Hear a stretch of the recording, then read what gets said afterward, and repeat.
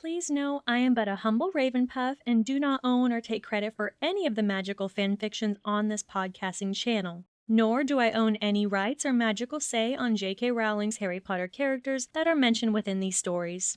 These fanfictions are the result of much more creative and dedicated minds than my own, and I will be introducing these authors as well as where to find their other works at the beginning of every episode. Hello, my magical brethren, and welcome to Fawkes Fics, a podcast that attempts the Sonorous Charm on some of your favorite Harry Potter fanfictions. So whether you're taking the night bus across town, de-gnoming your garden, or simply shopping through Diagon Alley, this is a podcast that allows even the busiest witches and wizards a chance to listen to their favorite fanfiction. So I'd say it's time we take a page out of Fawkes' book and light up this week's fanfiction. Fawkes Fics presents the unabridged audiobook of Graveyard Valentine, written by Bex-Chan and narrated by Christina Cote. Bex-Chan's magical fanfictions can be located on fanfiction.net as well as archiveofourown.org. You can check out all of Fawkes Fics audiobooks in the link located in our description below. Death is the end of one story, and the beginning of another. Quoted by Philip Moeller. Summary. Hermione thought she was the only person in the world who would spend Valentine's Day in a graveyard. But she was wrong. He was there, every single year, with his gloves, his roses, and his answers. This is a Dramini Valentine's Day one-shot, post-Hogwarts, EWE.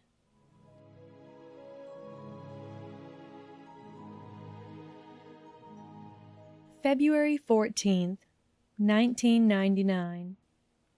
Hermione readjusted her scarf and slid her hands into her pockets, wishing she'd thought to bring a pair of gloves. The frost-laced grass crunched beneath her feet as she strayed from the path, meandering around the gravestones and memorials that lined up in uneven patterns, many worn by weather and age, but some brand new. It was close to 11, and the night was at its darkest, but there were various lamps illuminating the trails, some near death and flickering, and some seeming to flicker as moths danced around them like sycamore seeds. Peeking out from just over the brow of a slight hill, she could just make out the naked branches of an elm tree, stretching up into the stars like pleading arms. She began to feel the familiar emotions swell in her throat. This part of the graveyard was secluded and lonely, with the majority of the graves here centuries old, but at the time of the burial, it had somehow felt appropriate. Now, Hermione wondered if Tonks would have perhaps preferred to be laid to rest surrounded by others, as she'd always enjoyed the company of friends. But then, these grave dwellers weren't her friends. They were strangers. And Hermione knew that as long as Tonks had been close to Remus, she wouldn't have really cared. She would have said something like, "I'm dead anyway. What do I care where you put me? It's not like I'm going to know." So, Tonks and Remus had been buried side by side beneath the friendly sway of an elm tree, in this vast graveyard, not far from Ted Tonks, Sirius Black, and Severus Snape. Hermione swallowed hard as she came over the crest of a hill. Almost tripping over the roots of an oak tree that sat near the top, she grabbed its trunk to catch her balance. Lifting her head, her eyes sought out the grave that she had come here to visit, but it was obstructed by a figure. A man! Her heart rate accelerated to an almost painful speed, vibrating around her ribcage like a wind-up toy, and her fists tightened around her wand in her pocket. The war had taught her nothing if always to remain vigilant. She wondered if perhaps she had told Harry and Ron that she was coming here tonight? But she knew she hadn't. She had diligently assured that the boys wouldn't know about her midnight trip to the graveyard, knowing they would want to come, but she had wanted to do this alone. That was why she had come so late, to have the luxury of solitude and privacy. But evidently, someone had decided to ruin that. The figure was tall, lean, and definitely male. His head was bowed, But just when it began to dawn on Hermione that she recognized his silhouette, he lifted his head, and the glow of the moon bounced off his infamous white blonde hair. Her jaw slackened as a torrent of emotions flooded her all at once. Shock, outrage, confusion, and disgust. She couldn't see his face from where she was, but she knew it was Draco Malfoy. She thought back to the last time she had seen him, some 5 months ago when the Malfoys had been on trial. Harry had spoken in their defense, and she had gone along for support while Ron had outright refused, insisting that Draco and his parents deserved to rot in Azkaban for what they had done. But Hermione had sided with Harry, listening to how Narcissa had saved his life and how Draco had been threatened, but she hadn't found it easy. It had been difficult to resist considering all the awful things the Malfoys had done leading up to the war, and she had struggled to regard Draco with anything less than disappointment and disdain for his behavior in Hogwarts. He might not be guilty, but he was still a cruel and prejudiced prat. It was an involuntary reaction, but his presence here had reignited all the aversion she had felt towards him when they'd been growing up. She couldn't help but feel like this was some cruel joke, that he'd come here to mock the memory of those who had fallen in the war, and she clenched her fists as she left the shadow of the oak tree and headed towards him with long and agitated strides. "What the hell are you doing here?" she demanded when she was just a few feet away, watching his shoulders jerk with surprise. He slowly twisted around to face her, his posture stiff and defensive. But when she caught sight of his face, she couldn't stop her eyes from widening. He looked so different. Like a tormented boy trapped within the shell of a proud man, his features were sullen and tight as he bit down on the back of his teeth. The way he studied her was neither abrasive nor cold. His stare was simply blank, and yet somehow intense, like he'd forgotten how she looked and was reassessing her with no intention of caring. He sighed, and the icy air turned white. "Granger," he greeted quietly, his tone stoic. "I asked what the hell you were doing here." "I heard you," he said. "I would think it was fairly obvious why I'm here. The same reason as you, I'm sure." She scoffed. "I doubt that very much. I'm here to pay my respects." "So am I," Draco responded. "Don't you dare," she interrupted, stepping closer to him. "You have a sick sense of humor."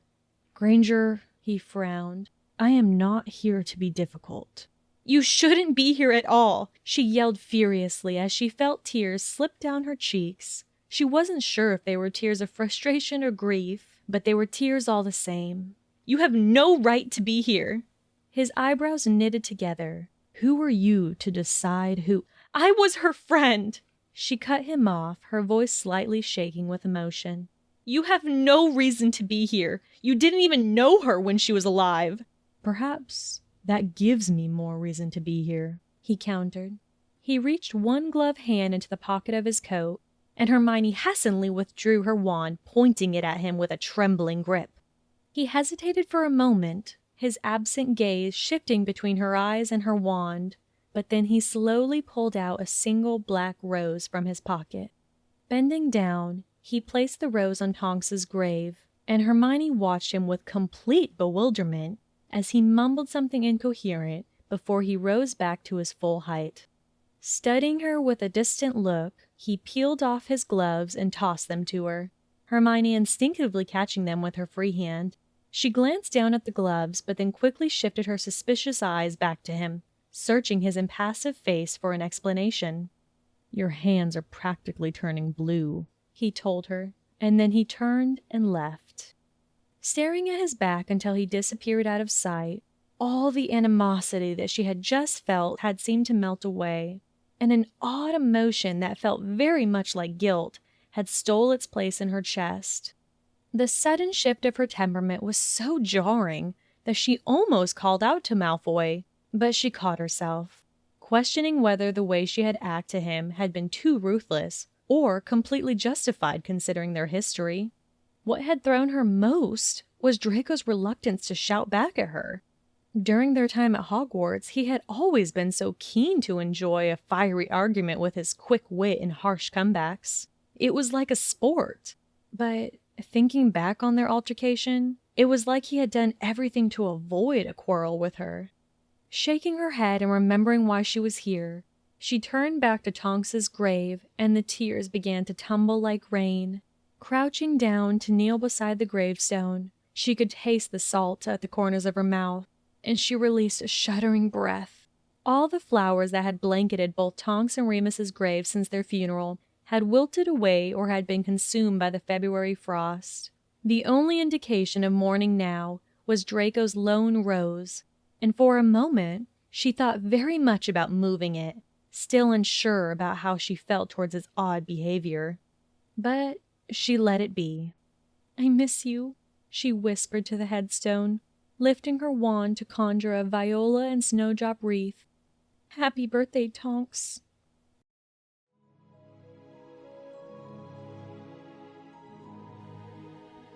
February 14th, 2000. Hermione rested her weight against the oak tree and sighed. At least she'd remembered to wear gloves this time. Malfoy was here again, and she could just make out the shape of a rose dangling from his fingertips. In the past year, her mind had drifted back to their confrontation many times, and she'd wondered if he would return again today, and why he even visited Tonks's grave in the first place. She had even tried to imagine what she might say to him, never quite reaching a conclusion about what would be appropriate, and perhaps that was why she was particularly shook by his presence. A strange knot of nerves settled in her stomach as she approached him anyways. When she was just a few steps away, he glanced over his shoulder at her with an indifferent look, like he had been expecting her, and she absently noted that his features were still lifeless and his eyes still vacant. "You're here again," she mumbled, chastising herself for stating the obvious. "I mean, I wasn't sure if you would—" "Are you going to start shouting at me again?" He cut her off, but there was no venom in his voice. "Because I'll be leaving in just a minute." No, it's okay," she said quickly. I wanted to apologize for the way I spoke to you last year. It was unnecessary, and I was upset, and yes, I'm sorry." She was surprised to find that she actually meant the apology, and judging by the way Draco's eyebrows rose on his forehead, he was surprised too. Nibbling her lower lip and feeling a little foolish, as he continued to stare at her in silence, she almost wished she had repeated her previous actions from last year and simply shouted at him until he fled. "You know," Draco muttered finally, "most people would say I was the one who owed you an apology."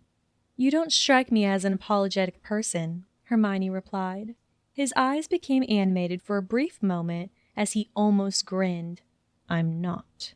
"Well, neither am I usually," she went on, awkwardly shifting her weight. "But I had no right to tell you to leave." "So you have no objection to me being here?"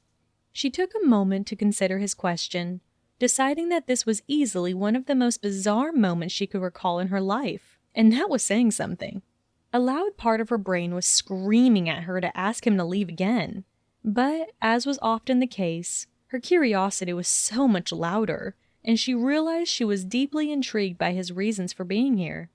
She was also curious about his behavior, which she determined could almost be considered civil, and against her better judgment she shrugged her shoulders. "It's a free country," she said after a long pause. "You can do what you want." He nodded and returned his empty stare to Tonks's grave, and the two of them remained like this for a while, neither speaking or even moving as the cold wind thrashed around them. The silence was far from comfortable, and the urge to break it made Hermione's tongue itch, but it was Draco who spoke first. "Tell me something about her," he requested suddenly, keeping his eyes on the headstone. "What do you— Just tell me something about her," he said again. "Anything." Hermione's brow wrinkled as she spoke. "Well, she was an Auror, and she was an amazing dueler. She was so brave and—" "No, not like that," Draco stopped her. "The big things are what make people heroes, not humans. Tell me something small." Hermione went quiet again, rubbing her lips together with thought. "Well, she liked Muggle music, like the Beatles." "Smaller," he interrupted, flicking his eyes to her expectantly. How did she take her tea? Hermione blinked at him in bewilderment. She didn't like tea. She only drank coffee, black with 1 sugar. What else? Draco spoke up. She hated jam, so she only ever had butter on her toast, but she actually preferred tea cakes. He cocked his head like he was storing the information and twirled the rose between his fingers. Something else. She loved brown sauce, Hermione continued distantly. She used to put it on everything, even things like steak and pasta. Her voice hitched and she clenched her eyes shut when they started to ache with the inevitable tears. God, I miss her. She hadn't intended to say it out loud, but there it was, sitting in the air between them, practically begging him to mock or judge her, and she instantly felt vulnerable and ridiculous. She angled her face away from Draco, waiting until the wind had plucked away the licks of tears before she turned back to him, ready to challenge whatever taunt had been eagerly tickling the tip of his tongue. But when she opened her eyes, she found that Draco was actually looking at her, almost fixating on her, like he was trying to memorize each inch of her expression and scar it into his brain. And she shivered under the intensity of it. "Why are you here, Malfoy?" she asked bluntly, not really expecting a response, but feeling the need to say something. She probably should have learned by now that it was futile to try and predict anything that Draco Malfoy would do. "I have no siblings, and she was my only cousin," he said evenly, but there was a particular undertone to his voice that was captivating, and Hermione held her breath. It was the same for her, no siblings, and I was her only cousin. "I don't understand," Hermione responded. "I would think you would understand perfectly, having no siblings yourself," he disputed, "unless you have cousins who you share a good relationship with." She shook her head. "No, I don't have any cousins." "Then I'm sure you do understand," he muttered. "It's probably why you and Potter are so close. My point is, I think she and I would have had a very different relationship had we had been brought up under different circumstances." Hermione stared at him, open-mouthed and wide-eyed, like he had spoken a different language and she didn't understand. And in a way, he had. "Why are you being so civil to me?" When his eyes shifted to her this time, his body followed, and he tapped his forefinger against one of the rose's thorns. "You and I have more in common than them," he said, nodding his head towards the graves. "We bleed and breathe the same. Perhaps that's all that matters in the end, before we join them." "Okay," she muttered uncertainly. "Is that a cryptic and morose way of telling me that you don't believe those blood prejudices anymore? That you've learned your lesson?" "Something like that," he said, his lips tilted into a half smirk. "If you of all people are calling me cryptic, Granger, I'm wondering if I should be concerned." Hermione almost smiled, but she caught it. That would simply be too surreal. "Is that why you really come here?" she asked, her tone harsher than intended. "You know, you won't find redemption in a graveyard, Malfoy." His half smirk disappeared and he straightened his spine. "I'm not looking for redemption, Granger. I'm looking for respite." With that, he dropped the black rose onto Tonks's grave, pivoted on his heel, and walked away in much the same way as last year. And again, Hermione was left speechless, her eyes tracking him until he was out of sight, and that particular sense of guilt was clogging her stomach once more. Gathering her thoughts, she turned back to Tonks's grave, kneeling down and straightening Draco's rose in a more deliberate position. "Your cousin's very confusing," she sighed. With a tear sliding down her cheek, she leaned forward and reached out to trace her fingers along the letters of the epitaph. "In loving memory of Nymphadora Tonks Lupin, February 14th, 1973 to May 2nd, 1998. Daughter, mother, wife, and friend. Bella desta matribus. Wars are the dread of mothers."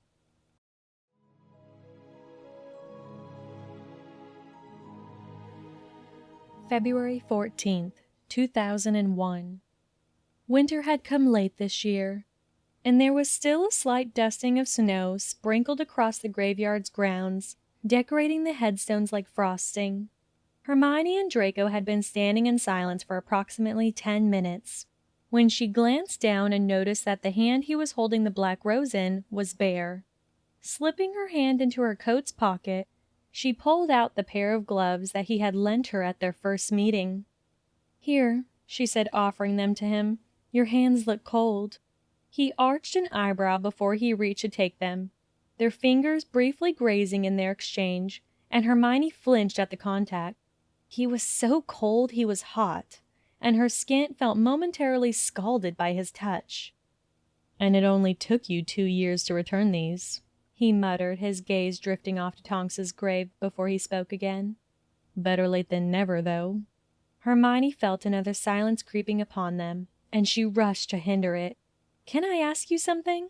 Draco's head snapped in her direction, scrutinizing her with a subtle bemusement, before he slowly nodded his head. "Go ahead." "Why do you come here today?" "The same reasons as you, I presume," he shrugged. "It's her birthday. I imagine most people visit the day she died. There are hardly many people here who would choose to spend Valentine's Day in a graveyard, and I prefer to be alone." "But you're not alone," Hermione pointed out. "I'm here too." "Perhaps I don't mind your presence so much," he said quietly. But Hermione barely had a moment to consider his confusion before he was speaking again. "How exactly does Weasley feel about you spending Valentine's evening here?" Well, he doesn't actually know I come here." "He doesn't? Do you knock him out with a Spodify or something?" She couldn't stop the short laugh that escaped her. "No, I was never a fan of Valentine's Day anyway. If you love someone enough, then one day shouldn't be such a big deal, and an excuse to express it. I just tell Ron I'm working." "Why don't you tell him you come here?" asked Draco. "Because I know he would want to come. And it's like you said, I prefer to do this alone." "Except you're not alone," Draco responded. She smiled half-heartedly at him and shrugged her shoulders. "Perhaps I don't mind your presence so much either." The silence that engulfed them this time was almost comfortable, and Hermione took the time to notice that Draco looked a lot healthier than he did last time she'd seen him. While his skin was still pale as porcelain, he looked somehow fresh, and where his eyes had once been dead, there was now a glint of life, like he was actually absorbing the sights and sounds of his surroundings. Like he could actually see her. The hints and changes were faint, but they were there, and for some reason finding them appeased her. "Tell me something about her," Draco said.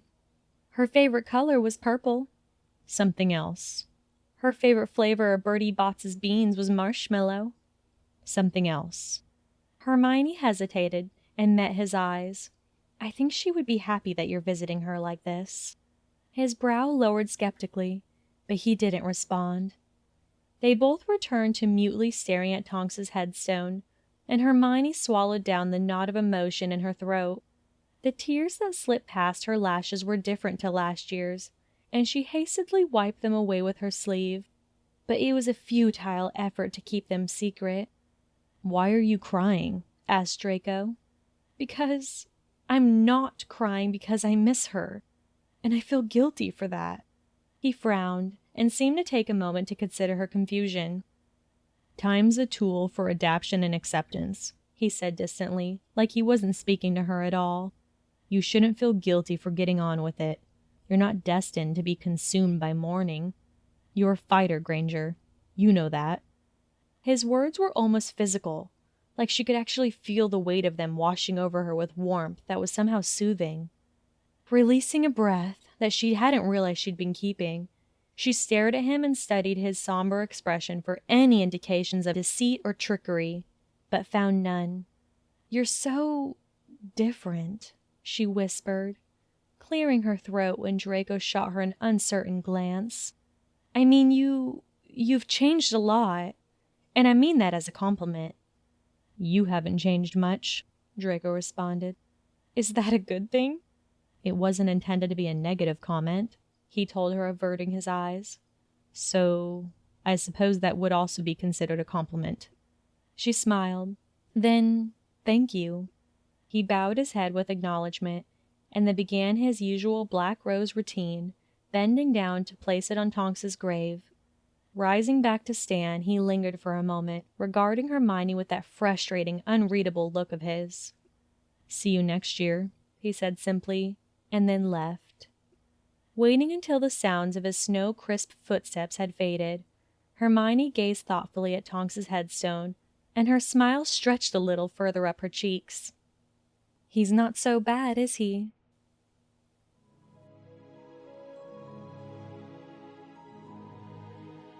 February 14th, 2002. From beneath her low lashes, Hermione examined Draco's face. The sunken hollows of his cheeks and the blue-gray bags clinging under his eyes. He was pale, but not in that alluring China doll way, and she couldn't tell if he'd lost weight or if his face had looked so gaunt because he was clenching his jaw so hard, and he probably had been for weeks.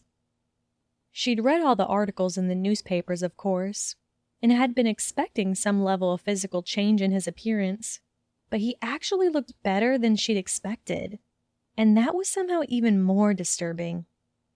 They hadn't spoken a single word since she joined his side at Tonks's grave, which was hardly unusual given their past meetings here, but tonight the silence was claustrophobic, and Hermione was desperate to break it. "It's warmer this year," she mumbled. "Don't you think?" "You want to discuss the weather?" he asked, his tone almost scolding. "How very British of you, Granger." She pursed her lips. "I was just trying to—" "You needn't tiptoe around the topic," he said. "I find it so fucking irritating when people do that." "Okay then," she sighed, nervously shifting her weight. "I heard about your father, and I'm sorry." "You have no reason to be," he cut her off. "You hated him, and that hatred was justified." Frowning, she turned her body towards him.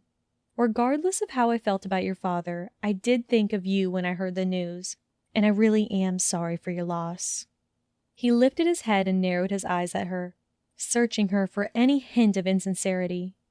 Apparently satisfied, he nodded his head, and his features softened a little. "I'm fine, Granger. It was months ago, and it wasn't like it was all that unexpected. He'd been ill for a while." "I know, but the press were not very nice." "It was expected," he muttered. "Speaking of the news, I heard about you and Weasley." Her eyes widened a fraction. "Yes, well—" "I'm not sorry," said Draco. Excuse me?" she stuttered. "I'm not sorry that you and Weasley broke up," he said flippantly. "It was only a matter of time before common sense caught up with you. Weasley needs a mother, not a lover, and you are far too independent and ambitious to play that role."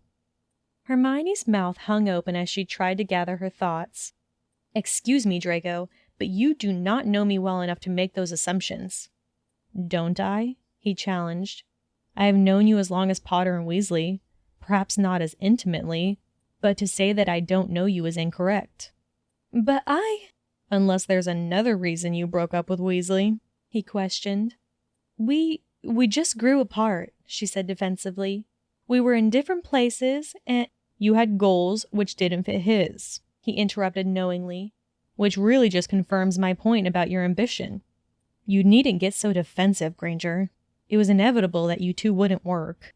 She folded her arms across her chest. "Since when are you so bloody observant and knowledgeable about relationships?" "I'm not," he said, pausing to smirk. "I just know a mismatch when I see one." "I'll have you know that our relationship was a good one when we were together." "Good?" he echoed. "Isn't that a synonym for tedious when talking about relationships?" Her face scrunched up with frustration. "You know, you are bloody—" "I don't see why you're getting so offended," he interrupted again. "I'm actually offering you a compliment by discussing your ambition. I've heard about the work you've been doing at the ministry. It's very impressive." Oh, she muttered, momentarily frazzled by him. Again. "Well, thank you. But I still don't agree with what you're saying about mine and Ron's relationship. Nor do I feel particularly comfortable talking about it with you. No offense." He shrugged his shoulders. "None taken. Would you prefer we drop the subject?" "I would." "Suits me fine. I hardly find Weasley an invigorating topic of discussion." She rolled her eyes. "You know, Ron is a good—" "I do have one final question about it, though," he said quickly. And then we can talk about something else, as long as it's not my father. Hermione absently wondered if curiosity would kill her or Crookshanks first. Go ahead. Do you think you and Weasley will get back together? She definitely hadn't been expecting that question, and she was certain her expression told him so. No, she confessed hesitantly. Our romantic relationship is over for good, and as sad as that is, I can't help but feel relieved. He finished the sentence for her. The implication that he felt the same way about Lucius's death hung between them like their misty breaths.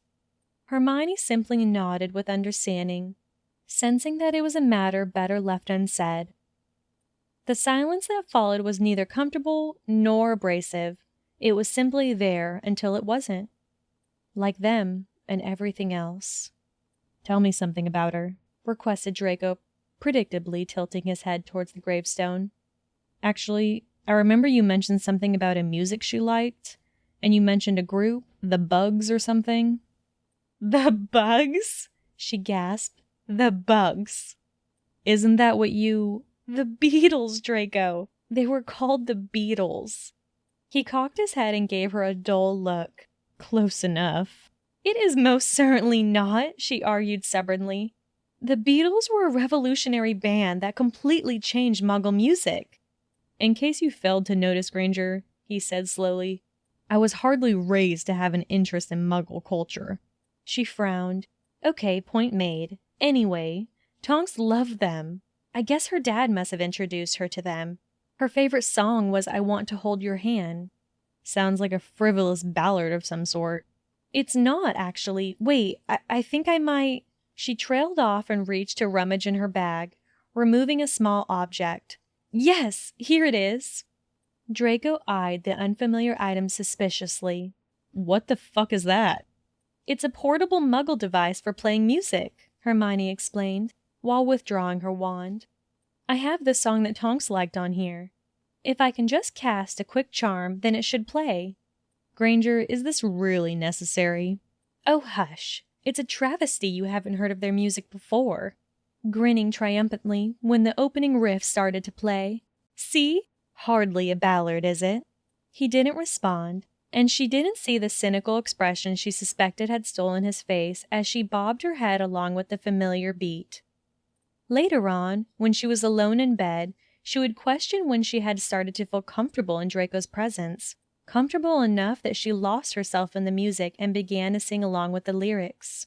And let me hold your hand, I wanna hold your hand. And when I touch you, I feel happy inside. Yes, well, you get the idea. Her voice faded out when she noticed Draco was watching her with a blatant amusement, a smirk on his lips that was almost a smile. She felt a blush warm her cheeks as she cleared her throat and turned off the music, dropping her eyes to hide her embarrassment. Why did you stop? Draco asked, a smirk still in place. That was quite a little show. Oh, shut up. Anyway, that was her favorite song. You seemed rather fond of it yourself, he quipped. Hermione pursed her lips. You're so infuriating.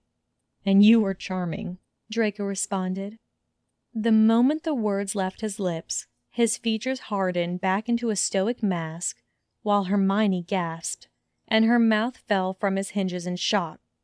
She blinked and studied him curiously, scanning his face for any hint of discomfort or jest, but he just stood there, as nonchalant as ever, and she wondered if he had said it at all. I'm sorry, she said. What did you just say? Nothing important, he replied flippantly, extending his arm out to drop the black rose on a Tonks's grave. He turned back to face Hermione, his eyes as soft as ever, and she held her breath waiting for him to speak. She could see his hands fidgeting at his sides, his fists clenching and unclenching like he wasn't sure what to do with them. And for a moment, she thought he might actually reach out and touch her. But then his indifferent facade returned, and she knew the moment had passed. Good night, Granger, he said, and he began to walk away. Good night, Draco.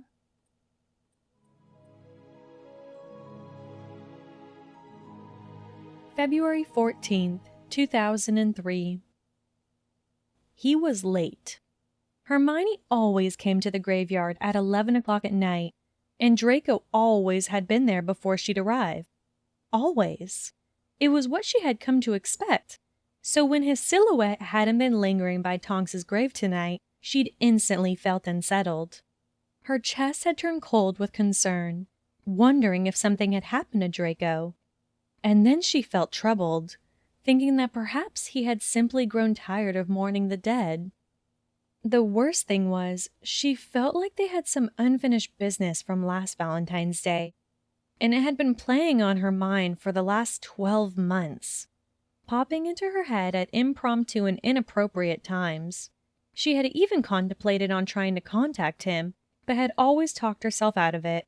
As odd as it sounded, the graveyard had somehow become their secret sanctuary, and she questioned whether she would be breaking some kind of unwritten contract between them if she asked to meet him outside of this place. She startled when she heard footsteps behind her, but relief swept through her when she saw Draco making his way towards her, his shoulders slumped and his hands tucked into his pockets. She found herself greeting him with a warm smile as he stopped by her side. "I wasn't sure you would come." "I was delayed," he told her. "Issues with work." "I see," she said quietly. He arched a curious eyebrow at her. "What's wrong, Granger? Would you have missed me if I hadn't turned up?" "I was disappointed when you weren't here," she confessed, blushing when his eyes widened a little. "Well, it's lonely here, and I quite like meeting here with you." His expression remained subduedly stunned as he regarded her. "Are you saying you enjoy my company?" "I guess I am," she nodded shyly. "I was puzzled when you weren't here. You're always here before me." "As I said, I had issues with work. The ministry have been trying to buy exclusively from my supplies of potion ingredients, and they decided to—" "You're not going to mock me for confessing that I enjoy your company?" she asked suddenly. "Why would I? We established a couple years ago that I didn't mind your presence and you didn't mind mine." "There's a difference between enjoying someone's presence and being indifferent to it." His features changed suddenly, like he was drinking her in. "Yes, there certainly is," he responded. She nibbled her lower lip anxiously. "Can I ask you something?" she questioned, waiting until he nodded. "What do you usually do before I come here?" "I wait for you." That caught her off guard, but she was smiling again before she could help it, warmth gathering in her chest as she studied him, almost affectionately. He stared back at her with an unreadable gaze, but when she thought his gaze dropped to her lips, her pulse accelerated slightly, her throat becoming dry. "Tell me something about you," said Draco. Hermione faltered and glanced at Tonks's grave. "Don't you mean her?" "No, you. Tell me something about you." She thought about protesting and changing the subject, but decided to see where this would go. "My favorite color is blue," he finished. "I know that." "What? You do?" "Of course," he said with a shrug. "We've already discussed that we've known each other for years. Over a decade, in fact. I know your favorite color is blue." But how?" she asked. "I've never—" "You wore blue to the Yule Ball. The only piece of jewelry I've ever seen you wear more than once is a blue bracelet. You always have blue gloves," he listed casually. "It's just common sense, really. You probably know my favorite color, too." Hermione hesitated and studied him carefully. "You usually wear black and gray, but your favorite color is green. Your scarf is green, and there's emeralds in your ring. However, I feel I should point out that it's fairly obvious and stereotypical, Slytherin colors." He shrugged. "But you still know it. Tell me something about you that I don't know." She thought hard, tossing ideas in her head around, and rejecting them when she thought them too obvious or insignificant. All the time, Draco watched her expectantly, his fringe falling into his eyes as he bowed his head, and Hermione realized he was rather close to her. "I'm frightened of the dark," she admitted finally. I have been ever since I was a kid. If I'm alone in bed, I need to have a lamp on." He seemed to consider her words for a second, nodding like her answer was satisfactory. "I'm the opposite," he said. "I find it difficult to sleep with any light in the room. Tell me something else." She was quicker this time. "I have a rather unhealthy addiction to tea," she told him. "I have about 4 cups a day." "Again, I'm the opposite. I can't stand tea," he replied with a faint grin. "Something else." She lowered her eyes and braced herself for her next confession. "I still have nightmares about the war." His grin disappeared. "Then we have that in common." "You have them too?" "I imagine many people who are involved in the war do," he sighed. "But yes, I do. Sometimes about you." "Me?" "Within the last few years, yes. I'm assuming it's because our relationship has become somewhat amicable recently," he explained in a low tone. "I have nightmares about what Bellatrix did to you in the manor." She flinched at the memories invaded her head, like a loud thunderstorm rattling around the caverns of her skull. "Draco, I should have intervened." "You couldn't. I understand why you didn't," she assured him sincerely. "I have never blamed you for what happened." His lips twitched and his jaw tightened. "Then there's something else we don't have in common." There was remorse in Draco's eyes, and the downturned bend of his mouth, and Hermione was captivated by the authenticity of it. She couldn't recall ever seeing him like this in all the years she'd known him, deflated and exposed in a way that she imagined only his mother had ever seen. And it stirred something within her. She would probably never know why the urge to kiss his cheek had struck her so suddenly. Even when Harry and Ron were feeling down, she would usually offer them hugs, but rarely a peck on the cheek. But there she was, leaning forward to plant her mouth on Draco's skin, like it was the most natural thing in the world. But her movements must have caught his attention, and he was twisting to face her, causing her puckered lips to land on the corner of his mouth. Hermione realized her mistake too late, letting the kiss linger until she finally pulled back and sucked in a harsh breath. Their faces were so close, maybe an inch or so between them, and Hermione warily peered up at him through the veil of her lashes. She had expected him to look disgusted or offended, but his features were relaxed, his eyes hooded, watching her intensely, measuring her.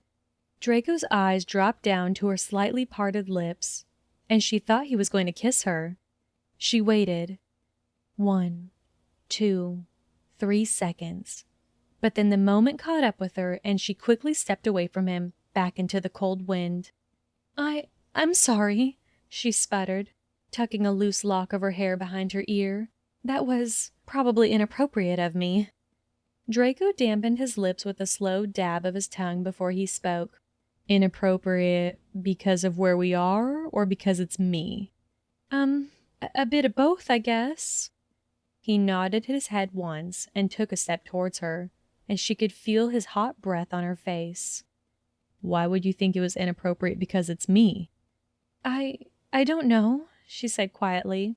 "I shouldn't have assumed you would be comfortable with such a gesture." "A kiss." It wasn't exactly a kiss," she argued half-heartedly. "It was more of a peck, really." "Semantics," he mumbled, dipping his head slightly closer to hers. "And for the record, leave it up to me to decide what I'm comfortable with." Hermione inhaled sharply when he tilted his head lower, her pulse thumping in her ears as her heartbeat soared, and her body freezing up until she waited for something. But he simply mirrored her earlier actions, placing his mouth at the corner of her lips with a lingering kiss. No, a peck. She closed her eyes and sighed away the breath she'd been holding and angled her face. But just when she felt the softness of his lips against hers, he pulled back. "Were you comfortable with that?" he asked. Her cheeks felt unbelievably hot, but then he was leaning in again, and the blood rushed to her head when she realized he was going to truly kiss her. Her mouth fell open and there was a blast of his breath against her tongue, but then reality smacked across her face and she hastily stumbled away from him. Breathing heavily and staring at the ground, she willed the ground to swallow her up. but then wondered if that was too dark when there were people in the ground all around her and beneath her feet. She focused herself to look at him, but it made little difference.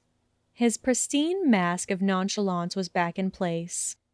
"I take that as a no then," Draco said calmly, reaching into his pocket.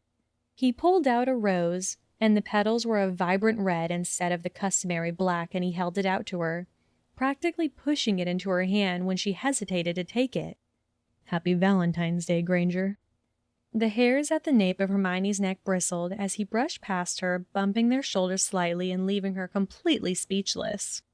She waited until his footsteps were out of earshot before she moved. Feeling slightly dazed, she lifted up the rose to admire its beauty. Carefully stroking the crimson petals with the tips of her fingers, she flinched when she pricked her thumb on a thorn. And then she felt very alone and embarrassed and confused.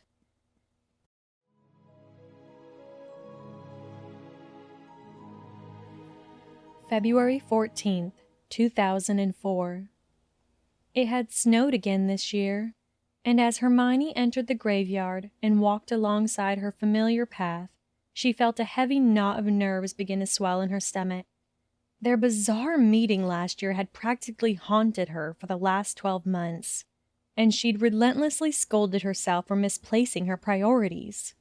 She reminded herself repeatedly in the past year that visiting Tonks was her main concern, and had told herself that she would try and forget what had happened with Draco.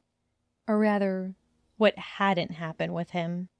She'd done her best to eclipse the memory, but despite her best efforts to pretend she wasn't affected, it was difficult for her to ignore that there had definitely been some unquestionable spark between them, a burning intrigue and connection that made little sense, but had been too stark and striking to ignore.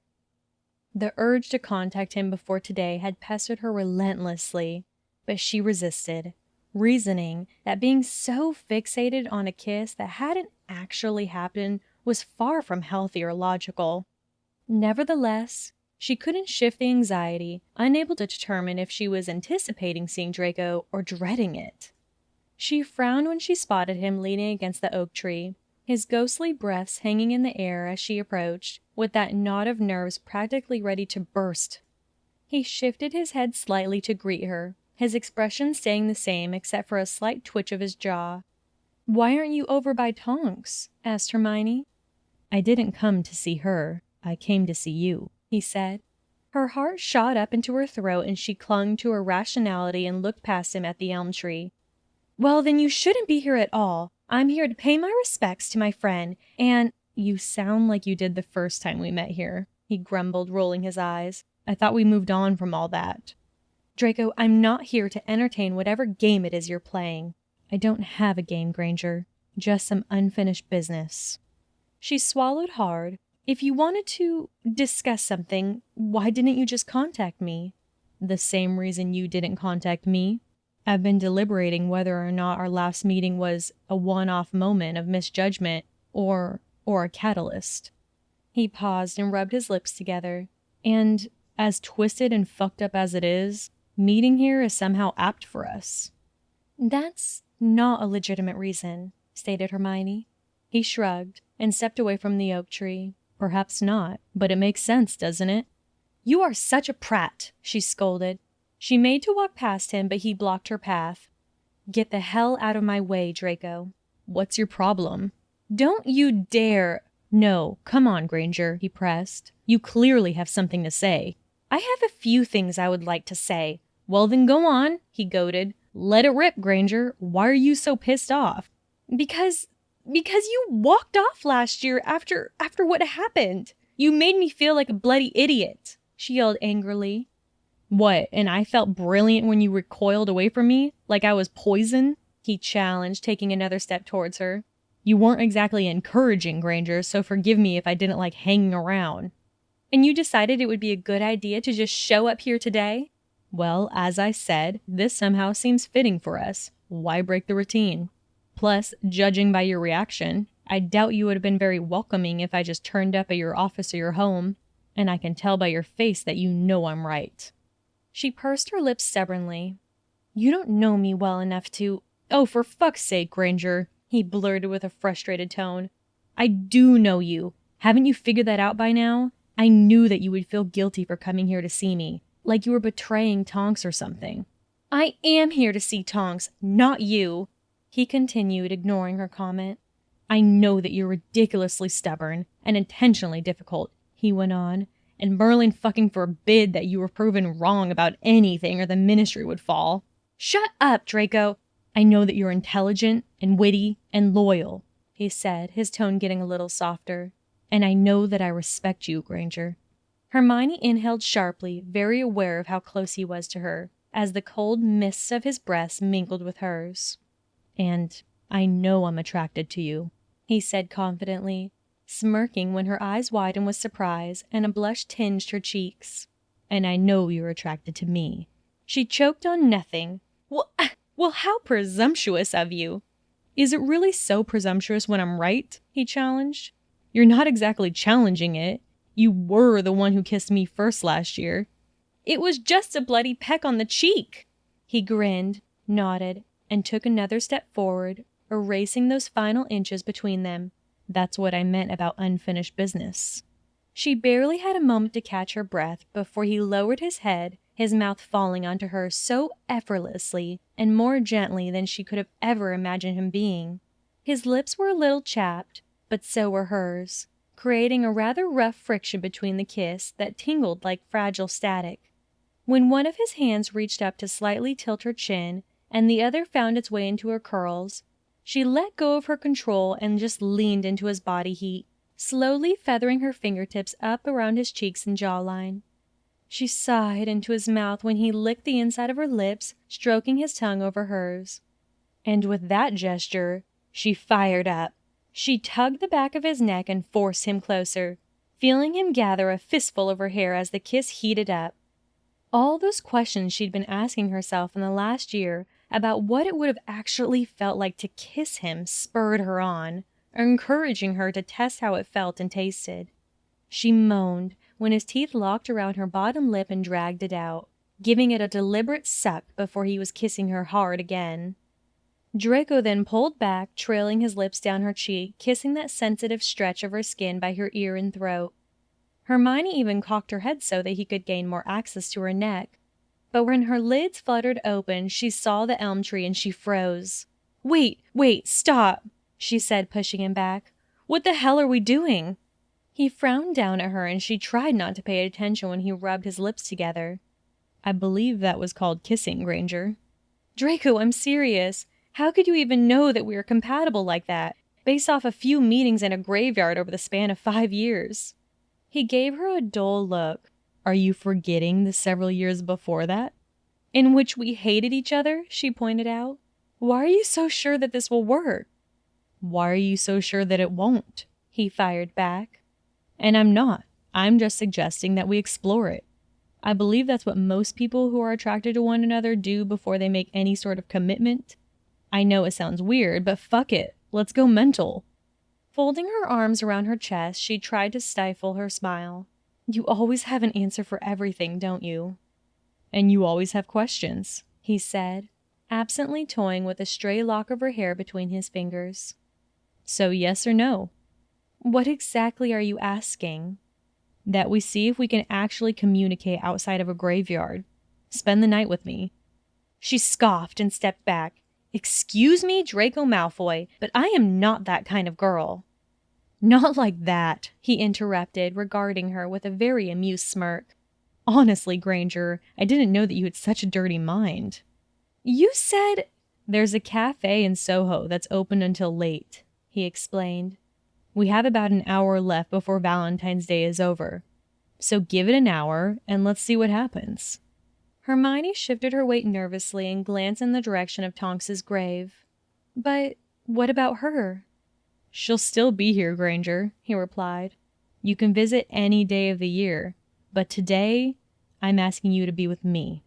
He held out his hand for her to take, and somewhere in the back of her mind, she could hear Tonks singing, I Want to Hold Your Hand. And with that, she reached out and tangled her fingers with his. And then they walked away together. hand in hand.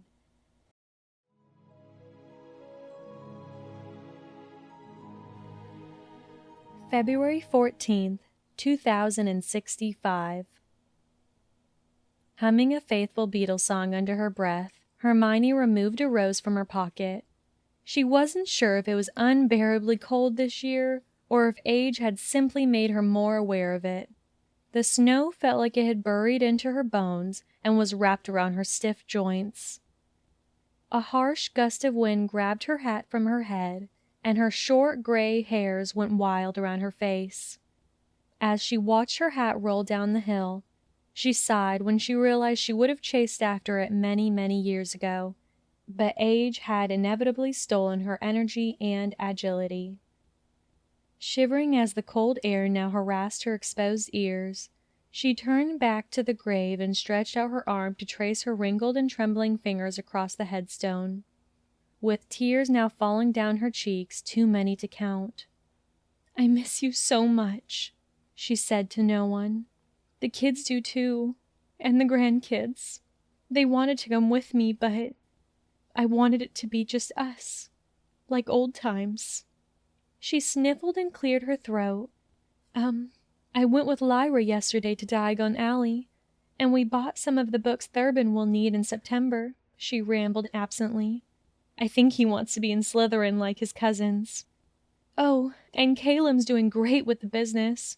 He's so much like you it scares me sometimes."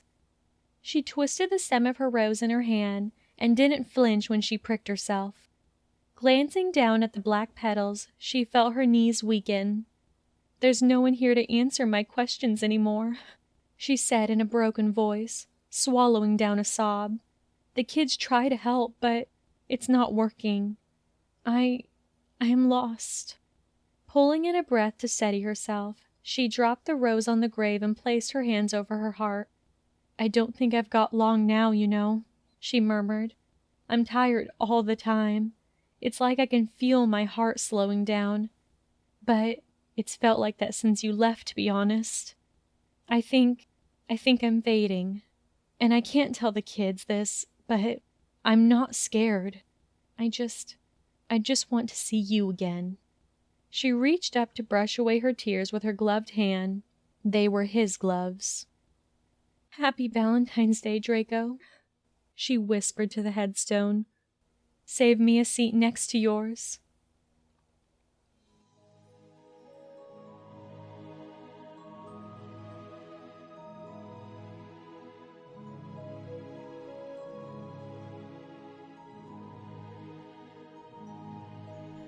A special thank you goes out to Bex-Chan for allowing me the privilege to read her story.